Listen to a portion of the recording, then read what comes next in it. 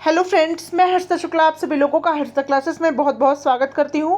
Friends, आज मैं आप लोगों के समक्ष यूपी डीएलएड फोर्थ सेमेस्टर के प्रशिक्षुओं के लिए क्विक रिवीजन की क्लास लेकर के हाजिर हुई हूं।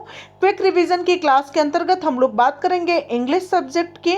इंग्लिश सब्जेक्ट का जो मोस्ट इम्पॉर्टेंट टॉपिक है वो है एप्लीकेशन एंड लेटर राइटिंग, और यहाँ से निश्चित रूप से 5 नंबर के प्रश्न आपकी परीक्षा में पूछे जाएंगे। इससे पहले भी मैंने इंग्लिश विषय के सभी चैप्टर्स के निचोड़ का वीडियो डाला हुआ है। उस वीडियो की लिंक मैं इस वीडियो के डिस्क्रिप्शन में डाल दूंगी, जहां से आप लोग बहुत ही बेहतरीन प्रिपरेशन कर पाएंगे। तो चलिए, आप लोगों का ज़्यादा समय ना लेते हुए स्टार्ट करते हैं। Draw the format of application. Application का फॉर्मेट ड्रॉ करिए। तो एप्लीकेशन का फॉर्मेट कैसे ड्रॉ कर सकते हैं फ्रेंड्स, इसको आप ध्यान से समझिए। तो पहले तो आप आंसर में लिखेंगे फॉर्मेट ऑफ एप्लीकेशन, मतलब एप्लीकेशन का फॉर्मेट। तो सबसे पहले होता है टू के बाद आप कॉमा लगाते हैं, और उसके बाद जिसे आप एप्लीकेशन को लिखते हैं उसका नाम मेंशन करते हैं। जैसे कि अगर आपको प्रिंसिपल को एप्लीकेशन लिखना है तो टू द प्रिंसिपल, या ऑब्लिक करके आपको क्लास टीचर को एप्लीकेशन लिखने को क्वेश्चन पूछा जाए तो to the class teacher. District magistrate को आपको एप्लीकेशन लिखना है तो टू डिस्ट्रिक्ट मजिस्ट्रेट, या डिस्ट्रिक्ट सप्लाई ऑफिसर को अगर आपको एप्लीकेशन लिखना है तो टू डिस्ट्रिक्ट सप्लाई ऑफिसर। तो इस प्रकार से आप टू के बाद जिसको भी आपको एप्लीकेशन लिखना है उनका आप नाम लिखेंगे, मतलब जो भी उनके पद हैं, मतलब प्रिंसिपल हैं, क्लास टीचर हैं, डिस्ट्रिक्ट मजिस्ट्रेट हैं, या डिस्ट्रिक्ट सप्लाई ऑफिसर है, या कोई कुछ भी है तो वो पहले हम लिखेंगे, या हेडमास्टर हैं तो आप उनका मेंशन करेंगे। उसके बाद जहां से वो रिलेट करते हैं, मीन्स जो अगर आपका डिस्ट्रिक्ट मजिस्ट्रेट है आपके डिस्ट्रिक्ट का, या डिस्ट्रिक्ट सप्लाई ऑफिसर है तो उनके ऑफिस का नेम। अगर आपके स्कूल से रिलेटेड है तो जैसे प्रिंसिपल है तो स्कूल का नेम, जिस स्कूल के प्रिंसिपल को यह एप्लीकेशन लिखा जा रहा है उस स्कूल का नेम लिख लेंगे। क्लास टीचर है तो क्लास टीचर किस स्कूल का है तो वो उस स्कूल का नेम लिखेंगे। तो इस प्रकार से name of office oblique school यहाँ पर इस लाइन में आपके आ जाता है। उसके बाद नेक्स्ट आप लिखते हैं फ्रेंड्स नेम ऑफ प्लेस, मतलब कहाँ से वो बिलोंग करता है।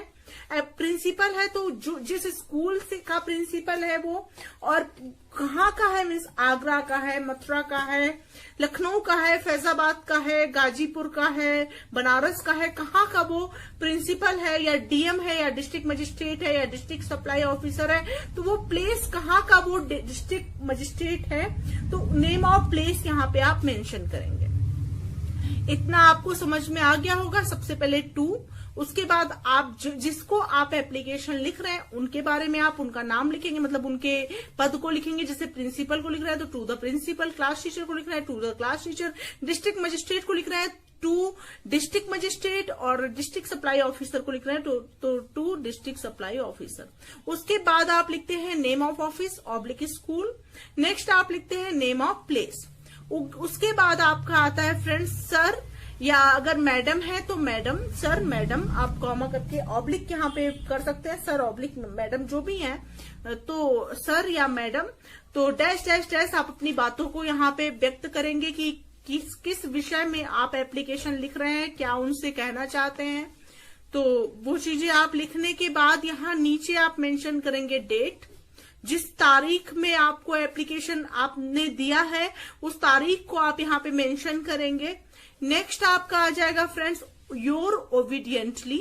योर ओबीडियंटली मतलब होता है आपका आज्ञाकारी, और उसके बाद अपना नाम या XYZ, अपना नाम यहाँ पे जो भी आपका नाम है वो यहाँ पे आप मेंशन करेंगे। तो ये रहा पूरा फॉर्मेट आपके एप्लीकेशन से। होप आप लोग को ये फॉर्मेट अच्छे से समझ में आ गया होगा फ्रेंड्स। आप इसको अपने किसी इंग्लिश का आप लोग नोटबुक बनाइए, और उसमें ये सारे नोट्स आप बनाते चलिए। जो मैं इंग्लिश से रिलेटेड या सभी सब्जेक्ट से रिलेटेड जो मैं वीडियो प्रोवाइड कर रही हूँ वो सभी आप नोट्स बनाते चलिए फ्रेंड्स। तो चलिए आते हैं आप क्वेश्चन पर कि किस तरह से क्वेश्चन एप्लीकेशन के टॉपिक से पूछे गए थे आपके एग्जाम में। तो चलिए फ्रेंड्स देखते हैं। तो फ्रेंड्स एप्लीकेशन से आपका पहला क्वेश्चन ये बनता है कि फर्स्ट क्वेश्चन तो आपका वही था format of application. Second question आपका आया था एग्जाम में 2016 में ही पूछा गया था क्वेश्चन कि write an application to the head master of your school requesting him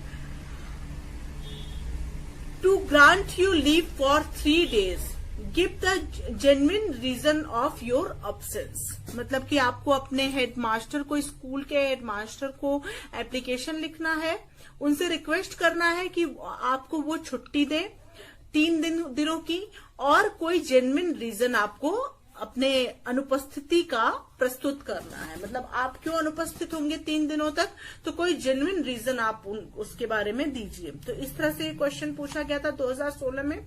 वो फॉर्मेट भी 2016 में पूछा गया था। एक क्वेश्चन आपका, वो वाला क्वेश्चन आपका वेरी शॉर्ट में पूछा गया था फॉर्मेट, और ये शॉर्ट आंसर टाइप क्वेश्चन में ये पूछा गया था। तो बहुत ही महत्वपूर्ण है। कभी कभी 2 क्वेश्चन पूछे जा सकते हैं, कभी एक ही क्वेश्चन बनते हैं, लेकिन बनते जरूर हैं। तो चलिए फ्रेंड्स, इसका किस प्रकार से आप इसके बारे में लिखेंगे। तो सबसे पहले आप आंसर में लिखेंगे टू द हेड मास्टर, जैसा कि मैंने आपको बताया था, सरदार पटेल प्राइमरी स्कूल, पटेल नगर, आगरा। मतलब सरदार पटेल प्राइमरी स्कूल ये स्कूल का नाम है, और उसके बाद कौन सा प्लेस है, तो पटेल नगर में है, ये आगरा में है। उसके बाद लिखेंगे कि सर, ये चूंकि हेडमास्टर है तो सर है। With due respectfully, I beg to say that my mother is ill. मतलब कि मैं रिस्पेक्टफुली मैं आपसे ये अनुरोध करती हूँ कि मेरी माँ बीमार है। I am alone to look after her. मतलब मैं अकेली हूँ या अकेला हूँ। अगर आप बॉयज हैं तो आप अकेला समझ लीजिए खुद को। I am alone to look after her, मतलब मैं उनकी देखभाल करने के लिए अकेली हूँ या अकेला हूँ। So I am unable to attend the class for next 3 days। इसलिए मैं अगले 3 दिनों तक क्लास अटेंड करने में असमर्थ हूँ। अनेबल में होता है फ्रेंड्स असमर्थ, क्लास अटेंड करने में असमर्थ हूँ। So please grant me leave for 3 days। इसलिए मुझे 3 दिनों की छुट्टी प्रदान करें। फ्रॉम 1/9/2009, अपने हिसाब से आगे की डेट आप 3 डाल सकते हैं, कुछ भी आप डेट डाल दीजिए। 2/3/9/2019 मतलब 19, मतलब कि 1 सितंबर से 3 सितंबर तक। इफ यू डू सो, अगर आप ऐसा करते हैं, I will be very grateful to you. मतलब मैं आपकी बहुत अधिक कृतज्ञ रहूंगी या कृतज्ञ रहूंगा। तो इस प्रकार से आपका एप्लीकेशन यहीं पे समाप्त होता है। होप आप लोग को ये अच्छे से समझ में आ गया होगा फ्रेंड्स। फिर से समझ लीजिए, लिखेंगे to the headmaster, Sardar Patel primary school, Patel Nagar, Agra, जैसा कि मैंने फॉर्मेट में आपको बताया था। Sir, with due respectfully I beg to say that my mother is ill, I am alone to look after her, so I am unable to attend the class for next 3 days. So please grant me leave for 3 days from 1/9/2019 to 3/9/2019. If you do so, I will be very grateful to you.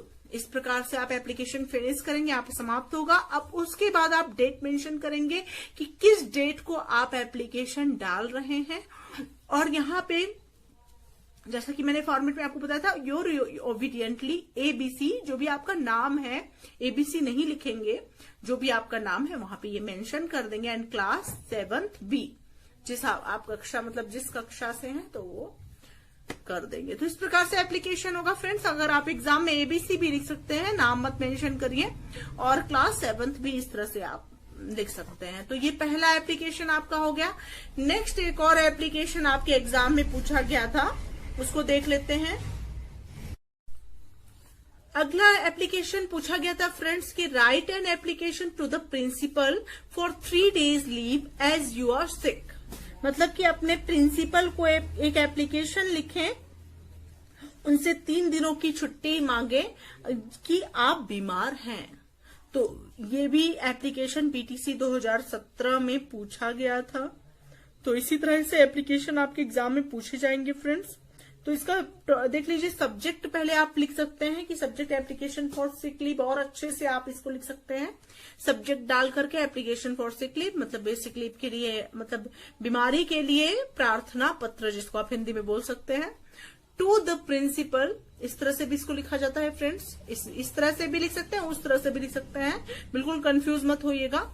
To the principal HD inter college Rampur. इस तरह से लिख दिया आपने पूरा चीज कि principal को आपको एप्लीकेशन लिखना है, प्रिंसिपल को लिखा और जो भी आपका कॉलेज है, प्रिंसिपल जिस कॉलेज के हैं उस कॉलेज का नाम और प्लस प्लेस कहाँ पे है ये कॉलेज, तो उस मतलब प्लेस का नाम भी यहाँ पे मेंशन कर दिया गया है। नेक्स्ट आप लिखेंगे sir respectfully I beg to inform you that I have been suffering from fever since last night.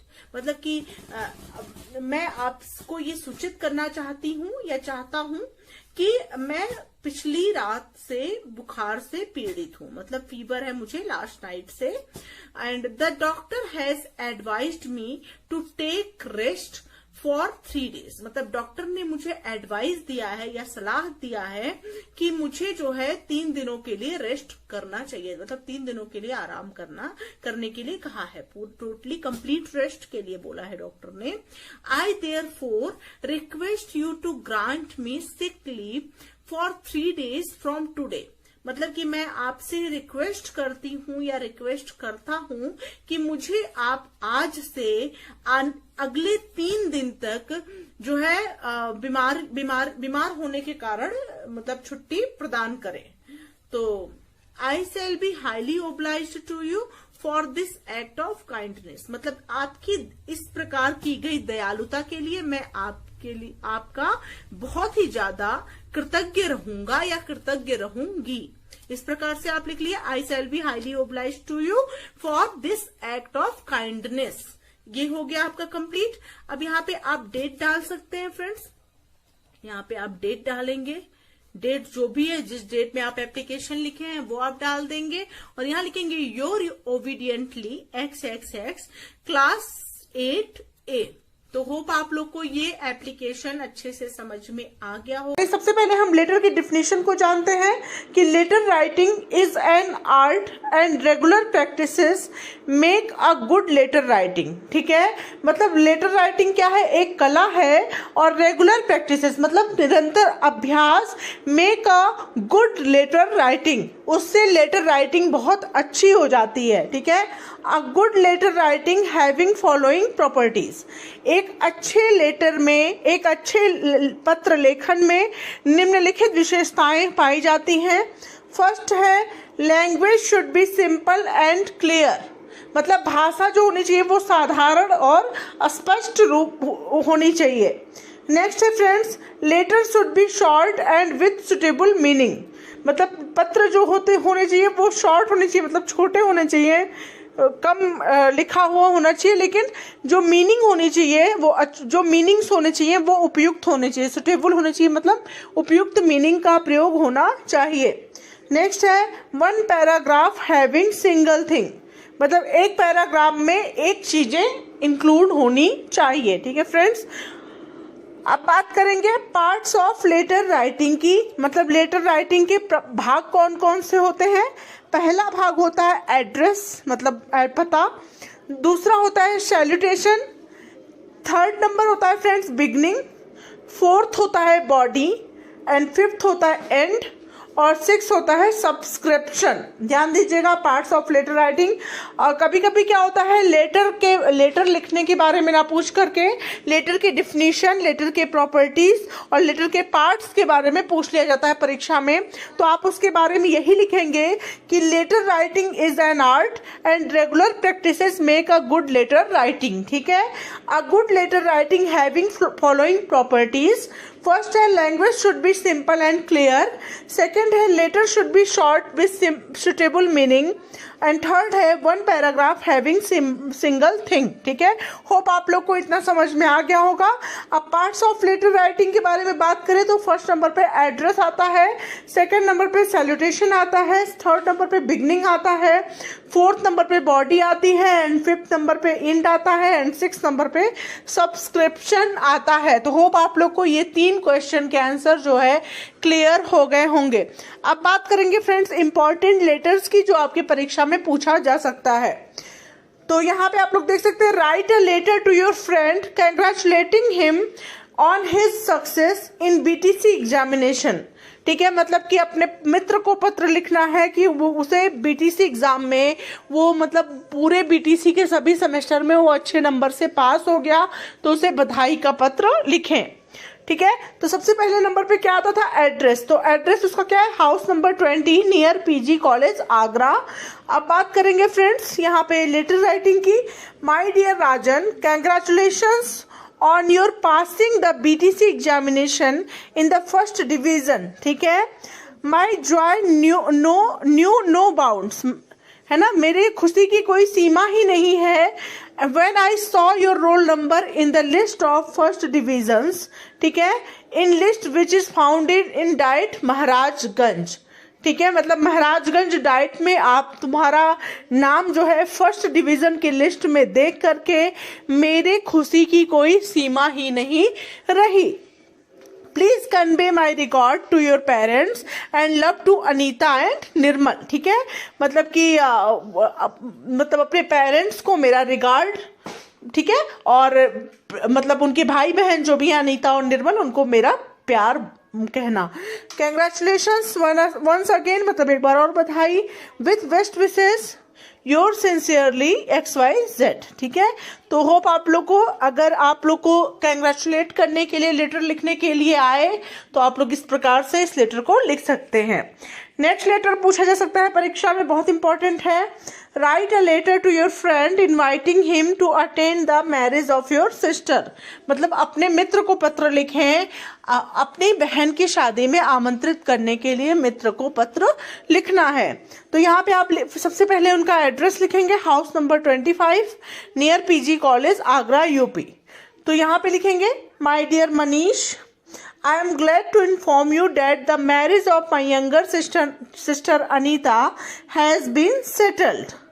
The marriage ceremony will take place on 7th July to मतलब 2020 या to 2021 आप यहाँ पे लिख सकते हैं। ठीक है, you are requested, मतलब यहाँ पे 2020 लिख सकते हैं, ठीक है, या 2021 लिख सकते हैं। You are requested to come and attend the ceremony. ठीक है, please try to come at least a week before the marriage so that I may get your help and enjoy your company. ठीक है, तो यहाँ पे मतलब 7 जुलाई को मेरी बहन की शादी मतलब निर्धारित की गई है, निश्चित की गई है, और आपसे मैं रिक्वेस्ट कर रही हूँ या कर रहा हूँ कि आप मैरिज में मतलब सेरेमनी में ज़रूर आए, और please try to come at least a week before the marriage, मतलब कोशिश करना कि एक हफ्ता पहले जो है शादी के आ जाना, so that I may get your help, ताकि मुझे तुम्हारी सहायता प्राप्त हो सके, एंड एंजॉय योर कंपनी, और मैं तुम्हारे साथ का आनंद भी ले सकूं। तो इस प्रकार से आप ये लेटर लिख सकते हैं। ठीक है, और यहाँ पर लिख सकते हैं, with best regards to your parents and love to your youngest brother, your sincerely XYZ। ठीक है, तो इस प्रकार से आप लेटर ये भी लिख सकते हैं। होप आप लोग को समझ में आ गया होगा। नेक्स्ट लेटर आपके परीक्षा में आ सकता है friends, write a letter to your friend requesting him oblique her to attend your birthday. मतलब अपने मित्र को पत्र लिखना है, उसे आपका बर्थडे मतलब आपके बर्थडे को अटेंड करने के लिए, मतलब अपने बर्थडे में बुलाने के लिए अपने एक दोस्त को पत्र लिखिए। तो आप लिखेंगे, बाह आगरा यूपी अप्रैल 1 2000 समथिंग, जो भी है, जो आप डेट डालना चाहें। तो dear Shubham, I am glad to inform you date my birthday falls on April 12, मतलब जो भी सन है 12 अप्रैल को मेरा जन्मदिन पड़ता है। I request the pleaser of your company on my birthday party at 7 PM at my residence. ठीक है, please come with your parents and on the occasion. ठीक है, मतलब कि 7 बजे बर्थडे पार्टी में आप मेरे रेजिडेंस में निवास स्थान पे आए और अपने पेरेंट्स के साथ आए, मतलब अपने माता पिता के साथ इस ओकेजन पर आए। Hoping to meet you soon, मतलब मैं आशा करता हूँ कि आप जल्दी मुझसे मिलेंगे। ठीक है, तो योर सिंसियरली XYZ। तो इस प्रकार से आप ये भी लेटर लिख सकते हैं। तो होप आप लोग को ये सभी लेटर समझ में आ गए होंगे फ्रेंड्स, क्योंकि इसी तरह के पत्र आपकी परीक्षा में पूछे जाएंगे। 3 टाइप्स के लेटर मैंने इस वीडियो के अंतर्गत डिस्कस किया है, ठीक से एक्सप्लेन करके आप लोग को समझाया है। तो आप लोग जो है इस प्रकार से अगर पत्र लिखने को आएगा तो इसी टॉपिक पर आएगा, आप लोग आसानी से लिख लेंगे।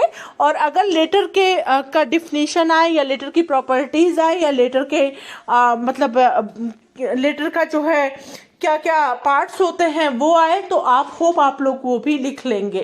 तो होप आप लोग को ये अच्छे से समझ में आ गया होगा। पूरा लेटर मैंने इस वीडियो में करा दिया है। एप्लीकेशन भी आप लोग का मैंने इससे पहले कराया है। तो लेटर और एप्लीकेशन के पार्ट को ज़रूर दोनों को देख लेंगे, ताकि आप लोगों के मार्क्स जो है वो इनमें तो बिल्कुल ना घटे। ठीक है फ्रेंड्स, तो मिलते हैं नेक्स्ट वीडियो के साथ। तब तक के लिए thank you so much friends, thanks for watching my video.